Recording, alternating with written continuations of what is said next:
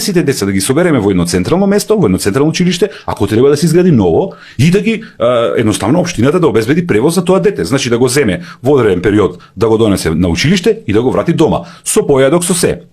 Сега тука е друг проблем. Патиштата мора да бидат чисти, затоа што доаѓа зима.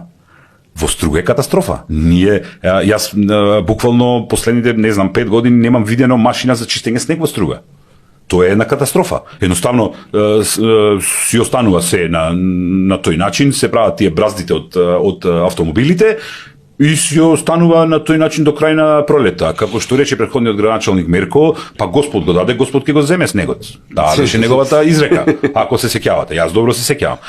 Тука, тоа ми е еден од приоритетите. Во соработка со провинцијата Баер, значи Баварија, и со Австрија, стапи во контакт кои што значи во секој случај расположени да донираат нивни возила за чистелки за снег, камиони за вода со кои што би се чистеле улиците, буквално јавното комунално предпријатие да го обновиме на начин кој што нема да биде никаков проблем за општинскиот буџет.